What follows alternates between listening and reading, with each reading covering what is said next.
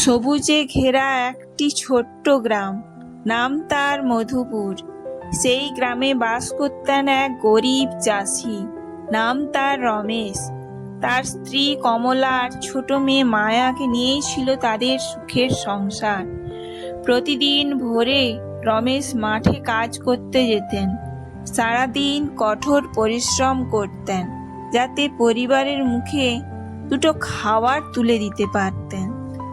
কমলা সংসারের সব কাজ সামলাতেন, রান্না করা, বাসন মাজা, কাপড় কাচা, যাবতীয় সব কাজ করতেন। আর তার মেয়ে মায়া তার সাথেও কাজ করত, ঘর ঝাড়ু দেওয়া, উঠোন ঝাড়ু দেওয়া, মাকে রান্নায় সাহায্য করা, সব কাজ সে মায়ের সাথেই করত। আর তার পাশাপাশি সে পড়াশোনার কাজটাও খুব ভালোভাবে করত, কারণ সে স্কুলে ফার্স্ট হয়।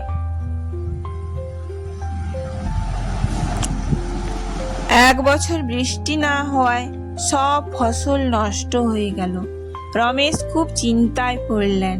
স্ত্রী কমলাকে বললেন, চলো জমিতে যাই। জমিতে গিয়ে জমির অবস্থা দেখে তার স্ত্রী মাটিতে বসে পড়লেন এবং বললেন, হায় ঈশ্বর, এই কি হয়েছে? চারিদিকে মাটি ফেটে গেছে, গাছপালা শুকিয়ে এসেছে। রমেশ কান্নায় ভেঙে পড়লেন।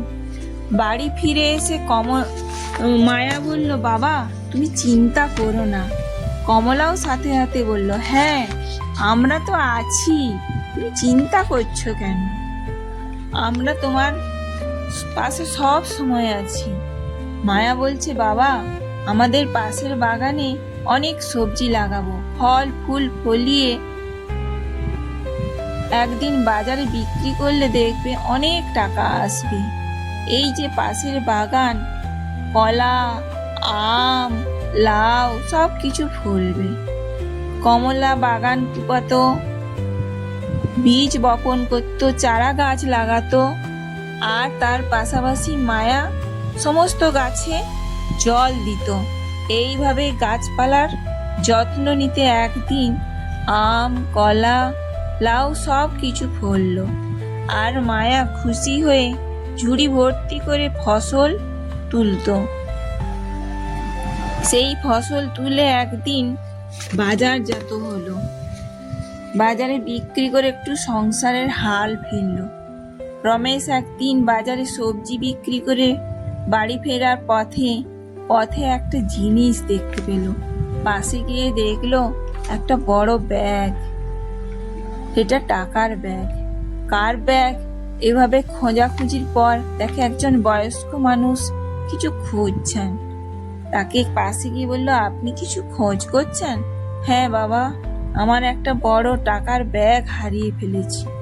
রমেশ বলল, এই যে আপনার এই ব্যাগ, ওই মোড়ের মাথায় পড়েছিল, আমি আপনার কাছে নিয়ে এসেছি।